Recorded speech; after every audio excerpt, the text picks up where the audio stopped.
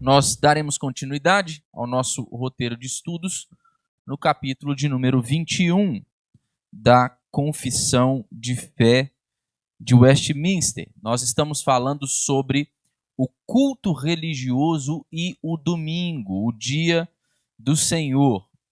E nas últimas duas oportunidades, 2 semanas em que nós estivemos estudando nesse capítulo, nós paramos para pensar acerca da adoração em geral, considerando o aspecto da oração, que constitui um dos elementos de culto. Então nós refletimos muito sobre oração. Então nós pensamos, irmãos, sobre aquelas que são as características de uma oração conforme determinada pela Escritura, conforme ela deve ser, não é? Nós pensamos sobre aquelas coisas lícitas sobre as quais nós devemos orar, nós pensamos sobre aquilo sobre o qual nós não devemos orar, nós refletimos com certa profundidade a respeito disso, mas hoje, ao invés de falarmos da adoração por meio de um desses aspectos, desses elementos de culto em particular, como é o caso da oração, nós vamos continuar com a confissão de fé, tratando acerca de outros elementos do culto público. E isso é o que nós vamos ver aí no parágrafo de número 5.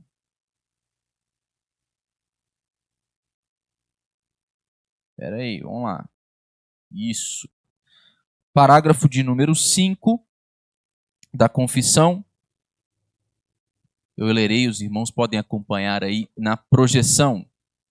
Está escrito assim: a leitura das Escrituras com santo temor, a sã pregação da palavra e a consciente atenção a ela, em obediência a Deus, com compreensão, fé e reverência, o cântico de salmos, com gratidão no coração, bem como a devida administração e digna recepção dos sacramentos instituídos por Cristo, são partes do culto comum oferecido a Deus, além dos juramentos religiosos, votos, jejuns solenes e ações de graça em ocasiões especiais, os quais, em seus vários tempos e ocasiões próprias, devem ser usados de modo santo e religioso. Estes são os elementos do culto conforme descritos, elencados na Confissão de Fé de Westminster. E nós nos pautamos em que, para definirmos estes elementos de culto, para poder pensarmos acerca deles? Nós nos pautamos naquilo que é descrito de forma muito clara e objetiva na Escritura.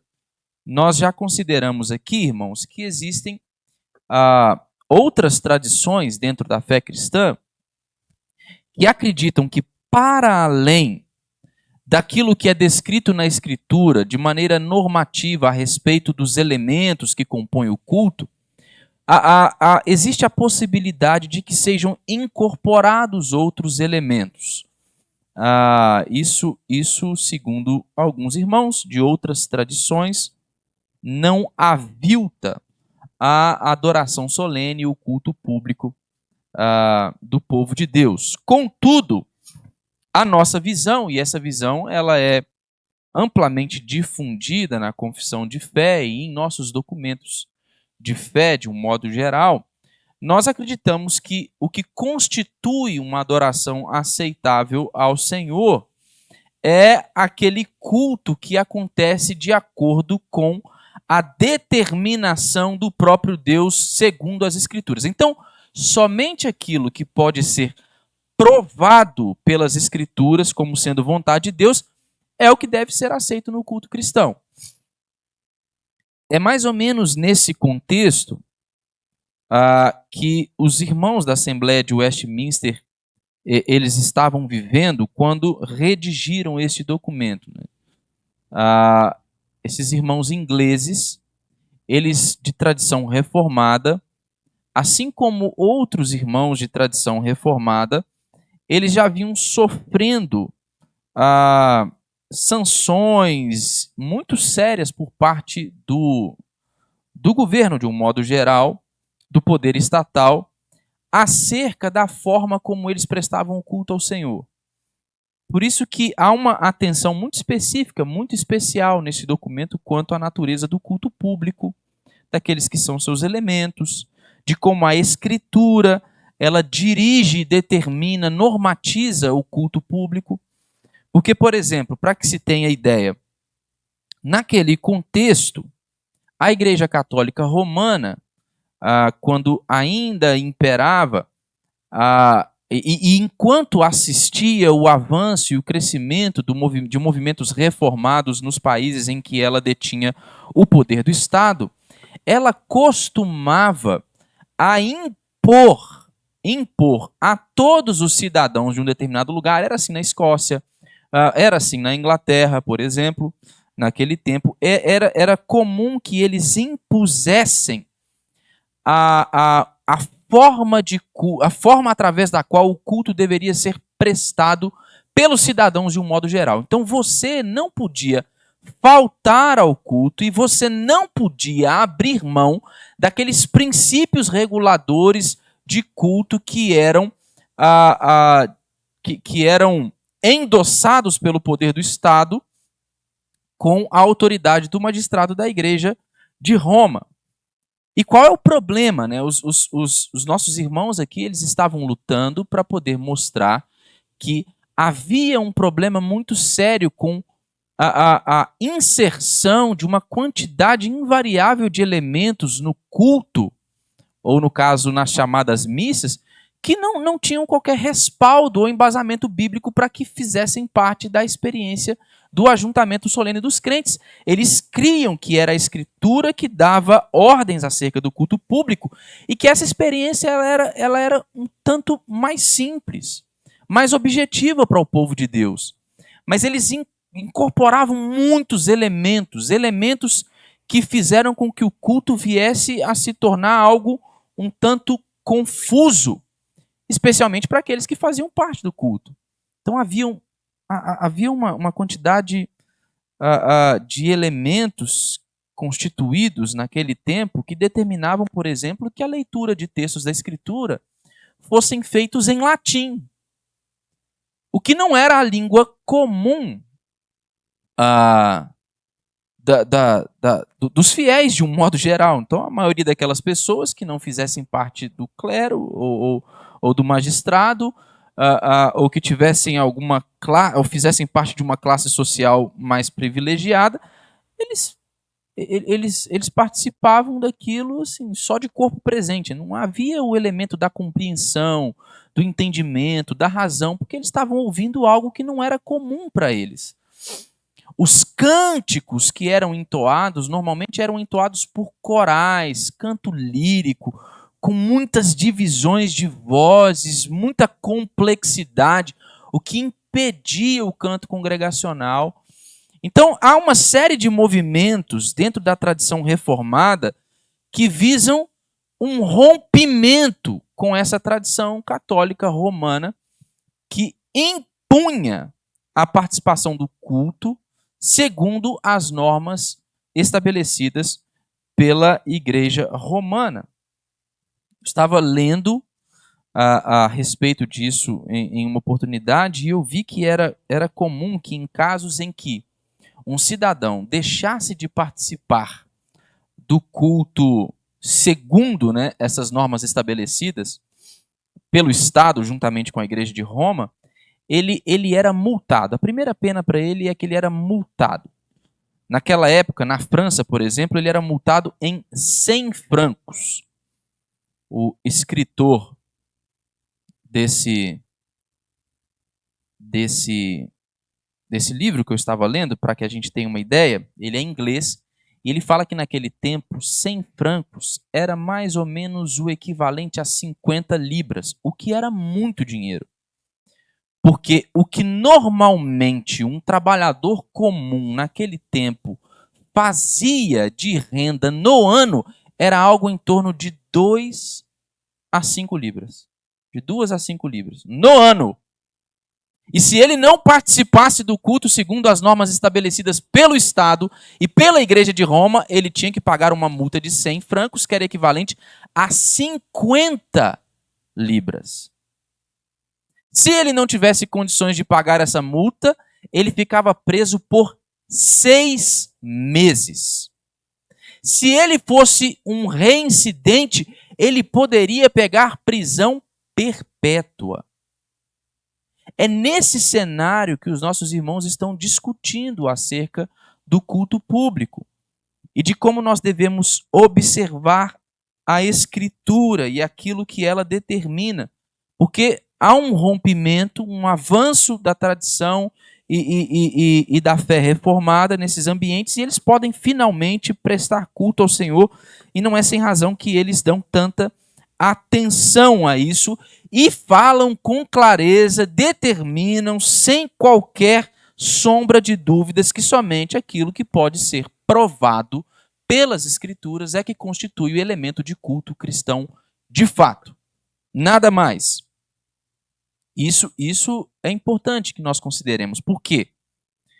Nós podemos pecar, irmãos, nós podemos falhar em nossa compreensão do culto cristão, tanto na inserção e incorporação de elementos que não são descritos na Escritura e que tornam o culto algo confuso, mas também nós podemos falhar na retirada daqueles elementos de culto que são claramente descritos na Escritura, em ignorar a Escritura e o papel normativo que ela tem para a experiência do culto comunitário.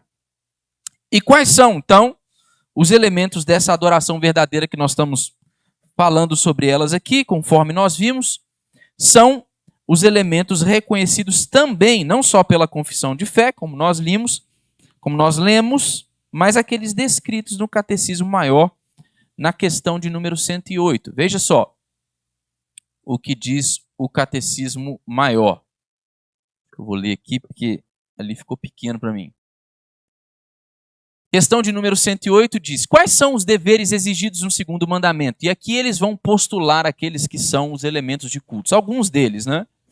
Diz assim: os deveres exigidos no segundo mandamento são o receber, observar e guardar puros e inalterados todo o culto e todas as ordenanças religiosas que Deus instituiu na sua palavra, especialmente a oração, a ação de graças em nome de Cristo, a leitura, a prédica, o ouvir a palavra, a administração e a recepção dos sacramentos, o governo e a disciplina da igreja, o ministério e a sua manutenção, o jejum religioso, o jurar em nome de Deus e o fazer os votos a ele, bem como o desaprovar, detestar e opor-nos a todo culto falso e, segundo a posição e vocação de um, o remover tal culto e todos os símbolos de idolatria. Então, segundo o texto da confissão, que nós lemos, o parágrafo 5º do capítulo 21, e aquilo que responde à questão de número 108 do Catecismo Maior, nós podemos ver que oração, leitura das Escrituras, pregação da palavra, o ouvir a palavra de Deus, a administração dos sacramentos, o recebimento de ofertas, no caso aí, para a manutenção do culto público, do ministério cristão, a disciplina da igreja, todos esses são elementos da adoração ordinária a Deus, e aí eu deixei em verde ali aqueles que são elementos de culto também, mas são aqueles elementos que nós chamamos de elementos ocasionais, né? Juramentos e votos religiosos, ações de graças em ocasiões especiais e jejum religioso. Por que eu estou citando o texto do Catecismo Maior, embora hajam algumas pequenas diferenças, né? Há a presença de um elemento no texto da confissão, que não consta, por exemplo, no texto do Catecismo Maior, e há a presença de elementos no Catecismo Maior que não constam na confissão. Mas por que eu faço isso? Porque eu quero chamar a atenção especificamente para dois desses elementos, um deles que eu mencionei, que é aquele que diz respeito ao ministério e à sua manutenção, e o governo e a disciplina da igreja. Esses são elementos que não são descritos no texto da confissão. mas que nós devemos considerar. Nós recebemos, nós dedicamos tempo, vocês vão perceber que parte constante, sempre presente, do culto cristão envolve aquele momento de dedicação em que nós ofertamos ao Senhor aqueles recursos que nós cremos que Ele mesmo nos confiou como administradores. E nós recebemos esse dinheiro para a manutenção dessa estrutura, que visa a realização do culto ao Deus vivo, que visa o funcionamento da comunidade da fé e a igreja, que visa a assistência que a comunidade deve prestar àqueles irmãos em situação de maior necessidade, que são todas essas ordens que estão presentes na Escritura de maneira muito clara. Sem esses recursos, não seria possível a manutenção e o exercício do ministério cristão de uma igreja local, por exemplo. Nem mesmo aqueles recursos dos quais nós gozamos, né, o fato de termos um prédio, um lugar em que nós podemos nos assentar, o conforto, no nosso caso aqui, de uma cidade quente, termos ar-condicionado, instrumentos que nos auxiliam no momento do canto e do louvor ao Senhor. Todas estas coisas, elas somente são possíveis por causa desta preocupação com a manutenção do ministério cristão e do serviço que a igreja presta aos fiéis e também à comunidade em que ela está inserida. Então, é por isso que no Catecismo Maior, eles fazem questão de descrever como um elemento da adoração verdadeira esta manutenção do ministério. E há também a questão da disciplina da igreja, da disciplina eclesiástica. A gente fica, tá, mas em qual momento é que nós pensamos acerca da disciplina eclesiástica no contexto do culto público? Como é que isso funciona, né? Será que a gente precisa ter um momento no culto dedicado a expor os pecados de alguma pessoa? É disso? Não. Quando nós pensamos na disciplina eclesiástica, na disciplina da igreja, nós estamos falando daquilo que também possibilita o culto cristão sendo prestado de maneira fielmente condizente com aquilo que rege a Escritura. Uma igreja que não exerce a disciplina bíblica, ela acaba pagando o preço de, por exemplo, assistir em seus cultos o descaso com o ensino da palavra. Ela paga o preço por acabar assistindo em seus cultos esses movimentos de incorporação de elementos que não fazem parte daqueles elementos de culto descritos na Escritura, ou acabam pagando o preço de ver comunidades que ignoram também, como eu disse, aqueles elementos que fazem parte dos elementos descritos na Escritura para o culto cristão. A disciplina ela é vital e necessária para a vida da igreja de um modo geral, e isso inclui a experiência da adoração corporativa. Uma igreja que não se apega à disciplina bíblica, que não se apega à disciplina cristã, ela acaba ferindo aqueles princípios elementares que dizem respeito ao elemento do culto, aos elementos do culto cristão. Ignoram coisas que não podem ser ignoradas e abraçam aquelas coisas que não deveriam também serem abraçadas.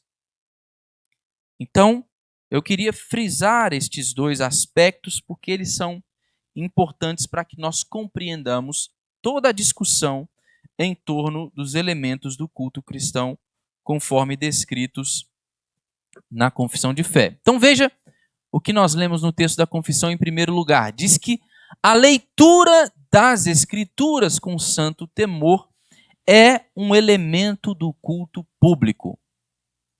A leitura das Escrituras com santo temor, como está descrito aí, ela era uma prática comum do povo de Deus, desde tempos antigos, como é descrito no livro de Atos. Abra aí a sua Bíblia, em Atos, no capítulo de número 15, no verso 21.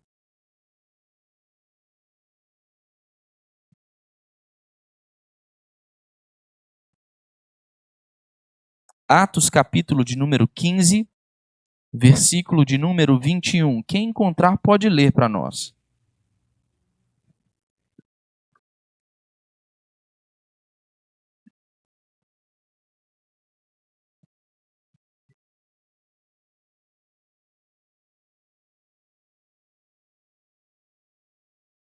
Então, esta é uma tradição do povo de Deus, que segundo a descrição do livro de Atos, ela percorria os tempos, desde tempos antigos, o ponto de referência é Moisés, e era uma tradição em que era comum que o povo de Deus, ao se reunir aos sábados, eles ouviam a leitura da Escritura.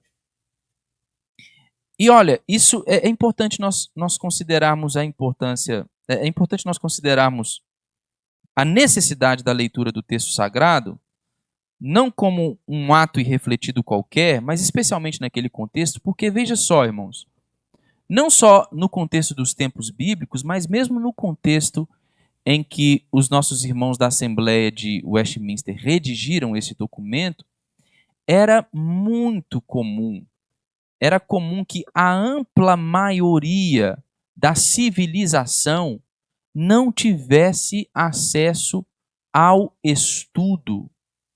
A maioria das pessoas eram analfabetas, não liam, não conseguiam interpretar corretamente um texto se soubessem lê-lo. Então, para muitos cristãos, o único contato possível com a Escritura era aquele contato que eles tinham com o texto da Escritura que era lido no culto cristão.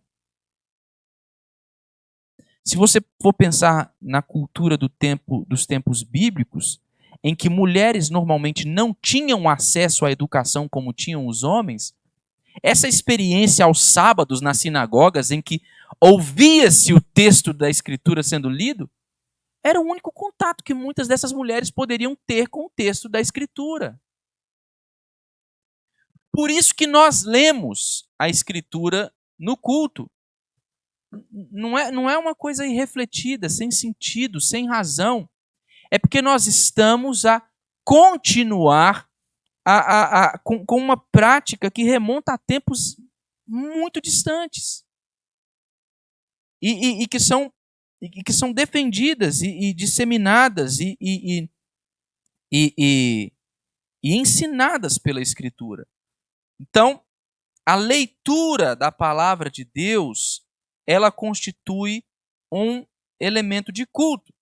Também porque o povo de Deus, ele sabia que precisava ouvir a palavra de Deus. O que é que poderia guiá-los? O que é que pode conduzir o povo de Deus a uma vida plena, a uma vida sábia, a uma vida que glorifique a Deus, a uma vida que seja alvo do poder transformador da palavra de Deus?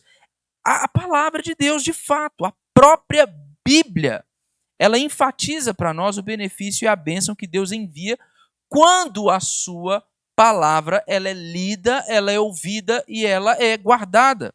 Veja Apocalipse, capítulo de número 1, versículo de número 3.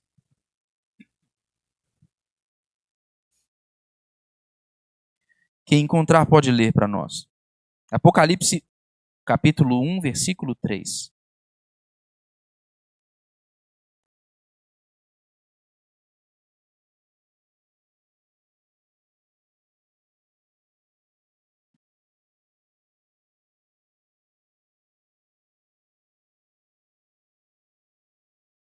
Então, é por isso, irmãos, que a leitura da palavra de Deus com santo temor, conforme é descrito no texto da Assembleia de Westminster, ela é uma característica e constitui um elemento do nosso culto, do culto cristão.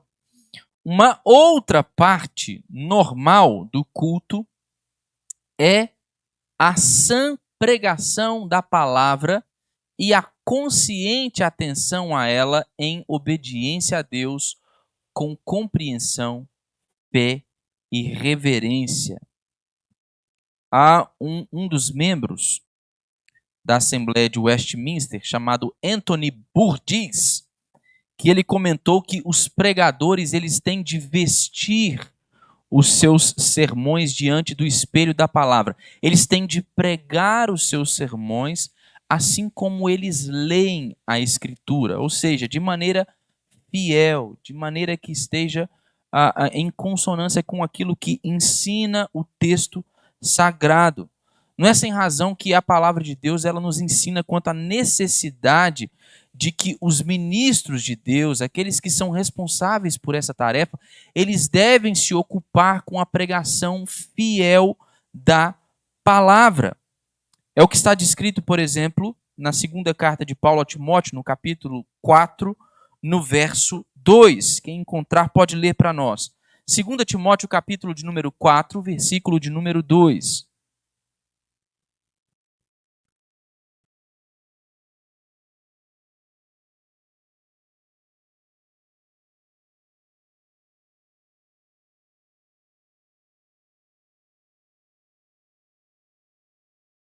O ponto de partida é para a advertência, a exortação, né, a de Paulo a Timóteo, é a necessidade de que ele pregue a palavra, de que ele ensine aquilo o que a Escritura ensina.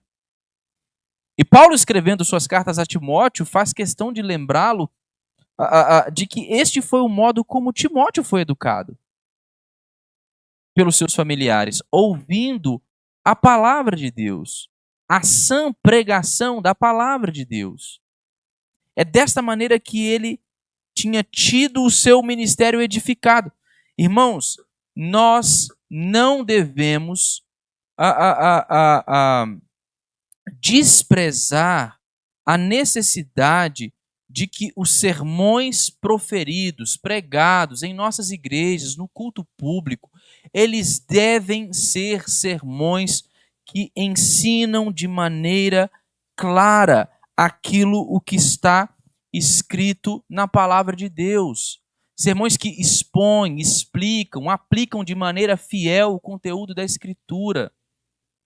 A gente assiste uma série de movimentos de igrejas cristãs que abandonaram a centralidade da pregação bíblica.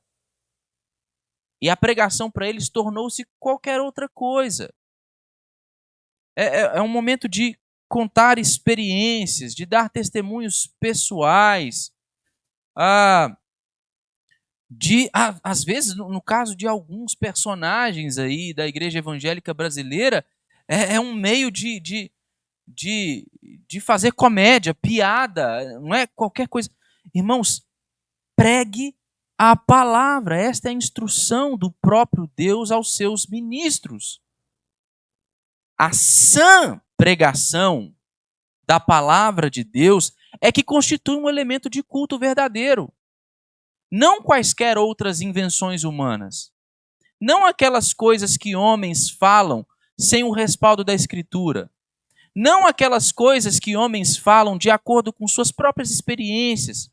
Ou coisas que eles falam que correspondem ao modo como eles entendem de forma pessoal aquilo que a Bíblia diz, desconsiderando o texto dentro do seu contexto, entre outras coisas. É preciso cuidado, atenção com a pregação da palavra de Deus. Mas não somente isso. É preciso atenção ao modo como nós reagimos à sã pregação da palavra de Deus. Não é só uma preocupação do ministro, a tarefa que é incumbida a ele de pregar fielmente a palavra de Deus, mas é uma preocupação dos ouvintes, dos fiéis, que eles se portem de maneira devida quando estão a ouvir a palavra de Deus. Então, a sã pregação da palavra, ela constitui um elemento de culto, mas também a consciente atenção a ela em obediência a Deus, com compreensão, fé e reverência. Irmãos, nós devemos ouvir a palavra de Deus de forma cuidadosa. Nós devemos ouvir a palavra de Deus de maneira responsável. Nós devemos expressar o mesmo desejo de Cornélio, que queria ouvir a palavra de Deus sendo pregada aos seus familiares, e ele pacientemente esperou pela oportunidade em que Pedro fosse até a sua casa para poder ensiná-los aquilo o que diz a Escritura. Veja aí a sua Bíblia, em Atos 10, que descreve este momento. Atos capítulo de número 10, versículo de número 33.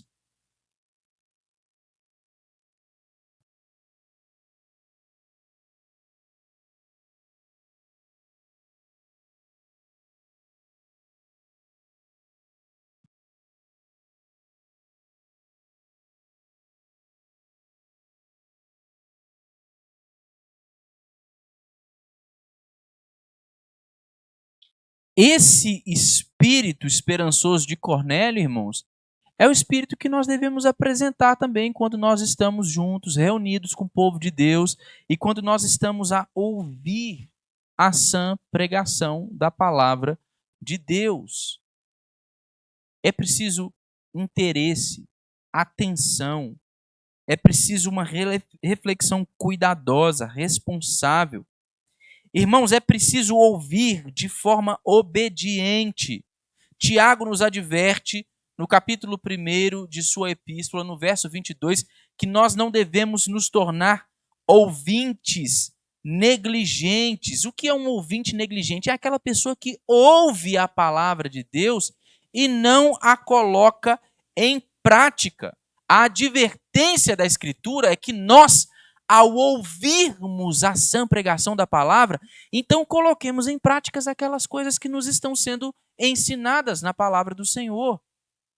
É esse tipo de obediência que deve permear a disposição dos crentes ao ouvirem a palavra de Deus. E nós também aprendemos que devemos ouvir com compreensão aquelas coisas que são proferidas na pregação da palavra de Deus. Abra sua Bíblia em Mateus, capítulo de número 13, verso de número 19. Texto da palavra de nosso Senhor Jesus Cristo, a parábola do semeador.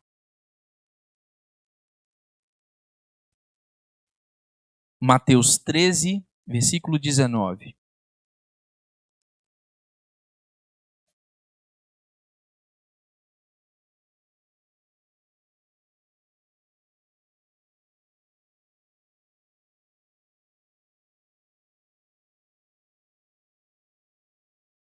Veja só, a todos os que ouvem a palavra do reino e não a compreendem,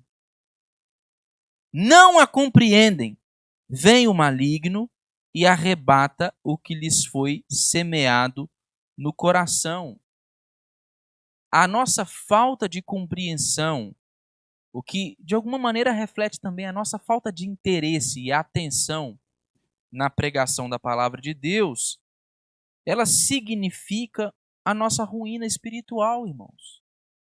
Aquela palavra do Senhor que nós recebemos, que deveria fazer morada no nosso coração, que como boa semente deveria gerar frutos para a vida eterna, que deveria nos transformar, ela é roubada pelo inimigo. Ela se perde com facilidade, porque nos falta compreensão daquilo o que está sendo dito. E é também como nós aprendemos na advertência dada em Hebreus, aquilo que nós ouvimos sendo pregado sobre a palavra de Deus somente irá nos beneficiar se nós ouvirmos com fé, se nós tivermos uma audição, uma escuta, uma atenção que é acompanhada por fé. Abra sua Bíblia em Hebreus no capítulo de número 4, versículo de número 2.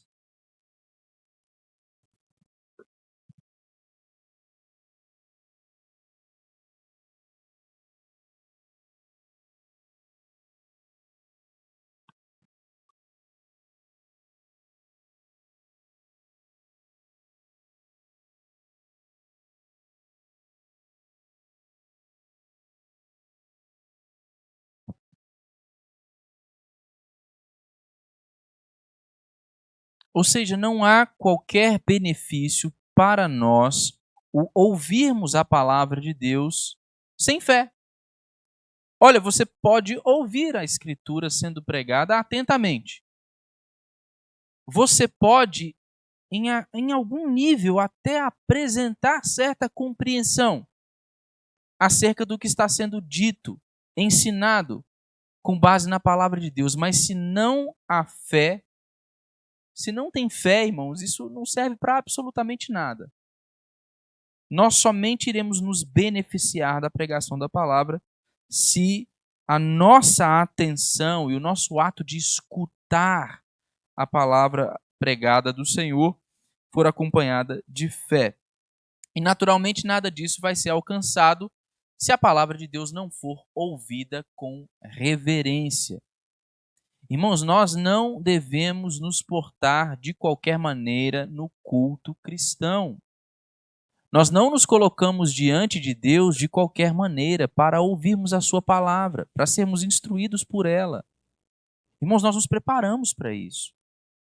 Nós nos arrumamos para isso. Não é? Há um desprezo de algumas pessoas completo pela necessidade de demonstrar atenção à forma como nós nos portamos no culto cristão. Há um apelo à irreverência muito exagerado, sabe, irmãos? É preciso zelo, reverência. Nós estamos diante da presença de Deus. Diante da presença de Deus, ao ouvirmos a palavra de Deus, o que se requer de nós é uma atitude de total sujeição e submissão ao Senhor. Uma atitude humilde diante da presença de Deus. Aquele que está diante da presença de Deus e reconhece que está diante de Deus, ele treme.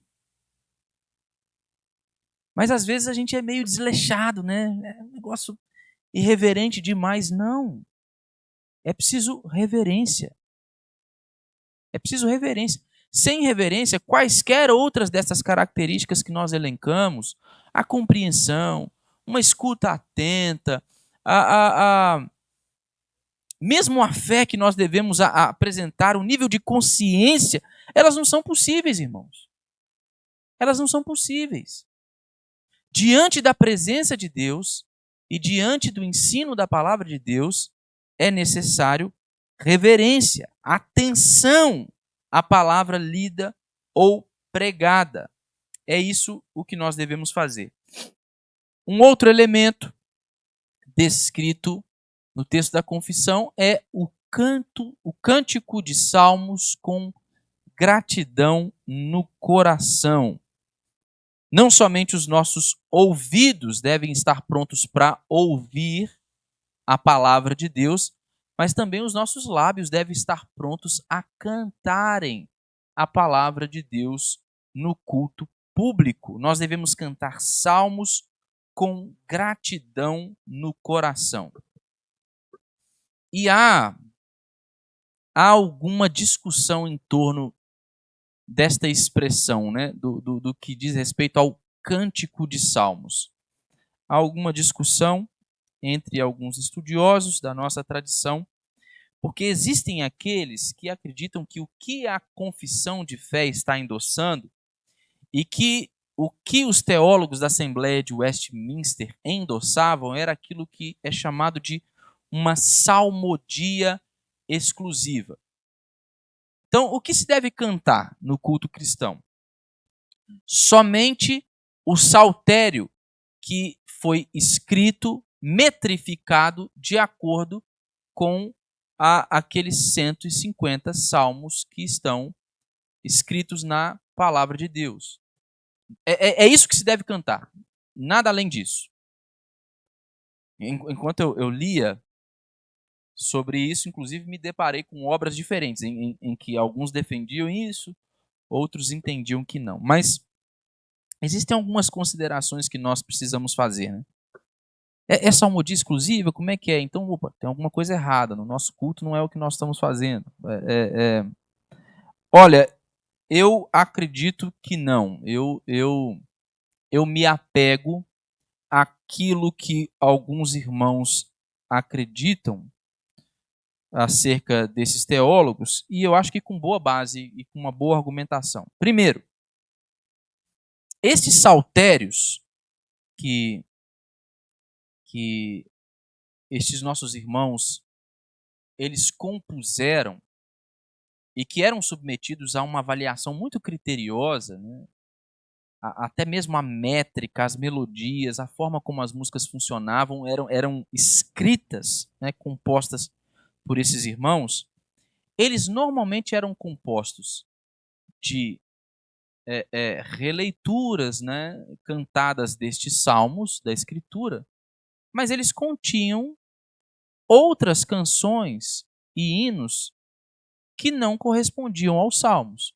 Então veja só, não é muito crível que nós façamos uma afirmação de forma categórica que a Assembleia de Westminster, na confissão, ela está deixando claro que o único jeito de se cantar no culto público é através do cântico de salmos. Não é isso. Há um certo exagero aí, eu creio. E os textos prova que a nossa confissão de fé nos oferece para que nós entendamos e venhamos a compreender o canto como um dos elementos de culto, eles nos levam a alguns textos do Novo Testamento que nos convocam a cantar louvores ou a cantar salmos, hinos e cânticos espirituais. Então, da mesma forma em que nestes saltérios eles admitiam aquelas canções ou composições que não necessariamente faziam referências a um dos 150 salmos da Escritura, eles também nos apresentam como prova textos da Escritura no Novo Testamento que nos chamam a atenção a essa convocação, para que cantemos com salmos, com cânticos espirituais e com hinos. Há uma distinção.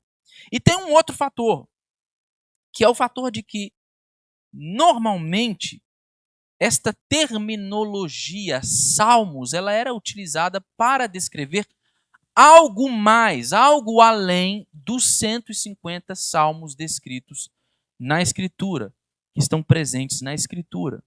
Então, falar em cantar salmos não deve ser entendido de forma tão literal, tão ao pé da letra. Vamos ver aqueles textos que eu mencionei. Abra sua Bíblia na carta de Paulo aos Colossenses, capítulo de número 3, verso 16.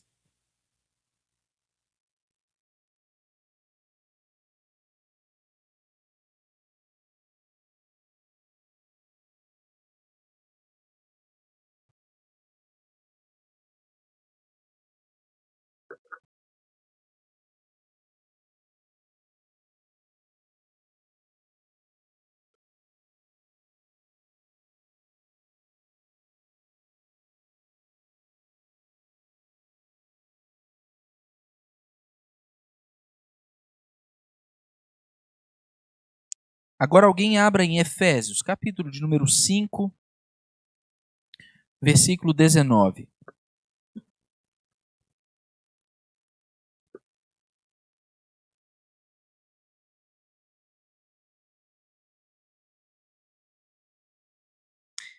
Tiago, capítulo 5, versículo 13.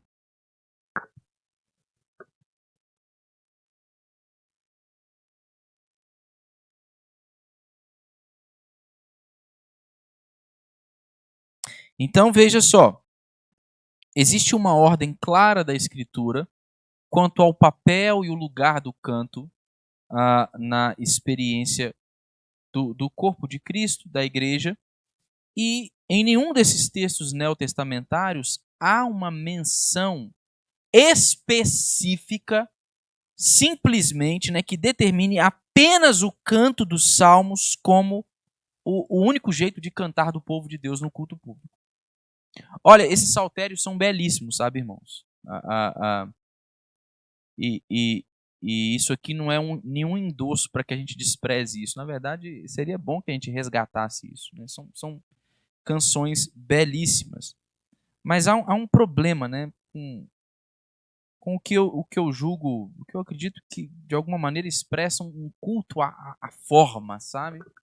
De se fazer algo. A, a, a Escritura, em primeiro lugar, ela abre um leque para nós, para a nossa compreensão de qual é o papel do canto congregacional, de como ele deve funcionar no culto. Mas mesmo a experiência, a história da confecção deste documento nos mostra que há espaço para que cantemos algo além dos salmos da Escritura. Então significa que a gente pode cantar qualquer coisa? Não, obviamente que não. Há um princípio claro aqui também nisso, quando nós pensamos em cantar salmos. O que o povo de Deus deve cantar é aquilo que a Escritura ensina. As palavras que nós devemos entoar em louvor ao Senhor devem corresponder de maneira clara ao ensino da Escritura. Nós não deveríamos admitir qualquer tipo de canção que seja fruto de uma inspiração humana que desconsidera o ensino da Escritura. Até porque, irmãos, o canto do povo de Deus deve ser um canto didático. Deve ser um canto que educa. Aquelas pessoas que visitam nossas comunidades, que não fazem parte da família da fé, que não entregaram a sua vida ao Senhor, elas deveriam nos ouvir cantando sobre verdades a respeito de Deus e de sua palavra, que as ensinassem, que deixassem clara para elas aquilo que nós cremos acerca de Deus e de sua palavra. Só que o problema é que nós acabamos tensionando entre extremos sempre. Há uma dificuldade na nossa experiência cristã em encontrar um ponto de equilíbrio, né? Para que nós honremos o Senhor com nossas vidas. E a Escritura nos chama a atenção quanto à necessidade de que nós apresentemos este tipo de equilíbrio, de sabedoria. Aqueles que advogam a salmodia exclusiva fazem isso por causa, muitas vezes, do desprezo absoluto daqueles que aceitaram cantar qualquer coisa no culto. Cantam qualquer coisa. Não há qualquer tipo de interesse em observar se aquela letra que está sendo cantada, ela está em pleno acordo com aquilo que ensina a Escritura. A gente canta qualquer coisa, de qualquer maneira, de qualquer jeito, e está tudo certo. Só tem que ficar bonito. Tem que ser tecnicamente apresentável. Em alguns contextos, nem isso, né? Mas está tudo certo, canta-se qualquer coisa. Eu creio que há um princípio claro aqui, claro para nós, acerca de como nós devemos cantar.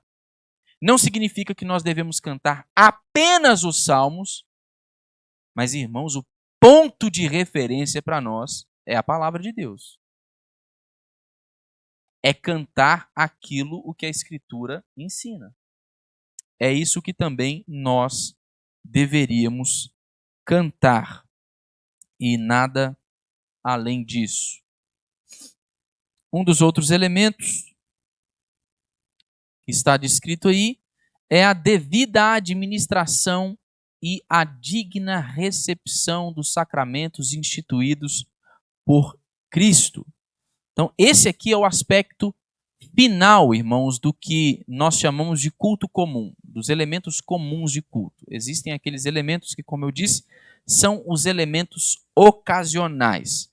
O aspecto final do culto religioso comum é a administração, a devida administração dos sacramentos. Quais os sacramentos? Batismo e Santa Ceia, que são aqueles sacramentos que foram instituídos pelo nosso Senhor Jesus Cristo. Foi Cristo que ordenou aos seus discípulos, em Mateus no capítulo 28, que eles deveriam administrar estes dois rituais, estes dois sacramentos, Paulo nos lembra disso em sua primeira carta aos Coríntios, no capítulo 11, e é isso que a gente vê todo o povo de Deus fazendo quando nós lemos o livro de Atos, por exemplo, no capítulo de número 2, no verso de número 42. Mas você não precisa abrir aí. Se quiser, pode consultar esses textos em sua casa posteriormente. Contudo, é preciso deixar claro, irmãos, que estes sacramentos, eles não são dados a nós como um meio de converter pecadores a Cristo. Essa é a verdade da palavra de Deus. Os sacramentos, eles não servem a esse propósito, mas juntamente com a palavra de Deus, eles são um meio de fortalecer o povo de Deus.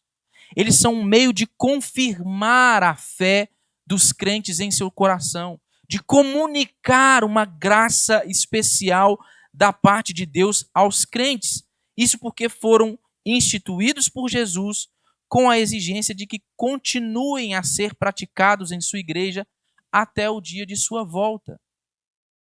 Então, diferente, por exemplo, do que creem os católicos, o batismo não é o ato que torna uma pessoa parte da igreja e, portanto, salva. Porque para ser salvo, é lógico, eu tô descrevendo isso de forma muito simplista, tá, gente? Até porque a doutrina da salvação para os católicos romanos é um negócio muito complexo, difícil até de entender, sabe? Ela é dotada de muita complexidade. Mas, em suma, a ideia é que se você participa dos sacramentos, você então está unido à igreja, você faz parte da igreja, e se você está unido à igreja, faz parte da igreja, e eles pensam a igreja simplesmente nesse aspecto de igreja visível, não é? Então você é salvo. Tem purgatório, tem um monte de coisa na jogada aí, complexa, mas em suma, você tá salvo. Não é aquilo que nós cremos. Nós cremos que os sacramentos, administrados da maneira correta, eles visam o fortalecimento da fé dos crentes. Eles visam comunicar graças especiais da parte de Deus ao seu povo. Eles visam confirmar a fé daqueles crentes em Jesus Cristo. E não pode, irmãos, haver, em hipótese nenhuma, uma adoração pura, verdadeira, que ocorra de acordo com a palavra de Deus em locais onde os sacramentos são eliminados ou então eles são corrompidos. Nós precisamos prestar a devida atenção à administração dos sacramentos e não somente isso. Precisamos prestar a devida atenção ao modo como nós recebemos estes sacramentos quando administrados. É Paulo também que nos adverte quanto a estarmos conscientes do que significa participarmos, por exemplo, do corpo e do sangue de Cristo, do sacramento da Santa Ceia, de modo indigno.